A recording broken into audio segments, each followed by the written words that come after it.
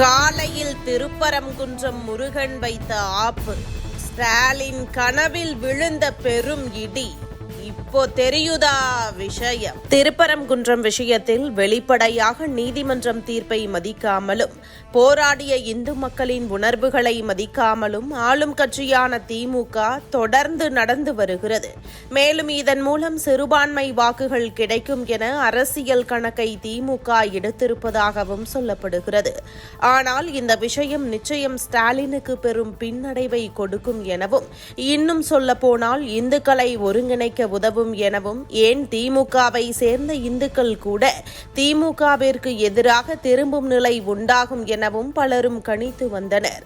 இந்த சூழலில்தான் திமுகவை சேர்ந்த கவுன்சிலர் திமுகவிலிருந்து வெளியேறியதற்கு அவர் சொன்ன காரணமும் திமுக தலைமைக்கு நிச்சயம் அதிர்ச்சியை கொடுத்திருக்கும். ராமேஸ்வரம் கெந்தமாதன பர்வதம் பகுதியைச் சேர்ந்த சங்கர் 2005 திமுக சார்பில் நகராட்சி வார்டில் போட்டியிட்டு வெற்றி கண்டார். பின்னர் 2022 மீண்டும் நகராட்சி கவுன்சிலர் தேர்தலில் போட்டியிட திமுக சீட் கொடுக்காததால் நகராட்சி 8வது வார்டில் சுயேட்சையாக போட்டியிட்டு வெற்றி பெற்றார். பின் மீண்டும் திமுகவில் இணைந்து தற்போது திமுக நகர பொருளாளராக உள்ளார்.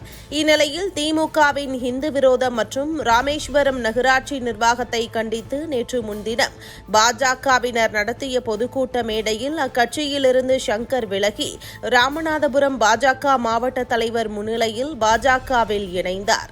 இணைந்த பின்னர் கவுன்சிலர் சங்கர் கூறும்போது, திமுக அரசு தொடர்ந்து இந்து விரோத போக்கை கடைபிடிக்கிறது. உயர்நீதிமன்றம் தீர்ப்பை மதிக்காமல் இந்துக்களின் மனதை புண்படுத்தி திருப்பரங்குன்றத்தில் தீபம் ஏற்றாதது கண்டனத்திற்கு உரியது.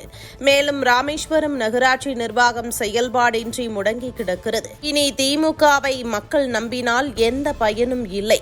எனவேதான் அந்த கட்சியிலிருந்து வெளியேறி பாஜகவில் இணைந்ததாக கூறினார். ஒரு கவுன்சிலர் திமுகவிலிருந்து வெளியேறியது அக்கட்சிக்கு பெரிய பின்னடைவை கொடுத்துவிடப் போவது இல்லை. ஆனாலும் அவர் திமுக அரசு இந்து விரோதமாக செயல்படுகிறது என தெரிவித்துவிட்டு வெளியேறியதுதான் அரசியல் அரங்கில் திமுகவின் முகத்திரையை கிழித்திருக்கிறது.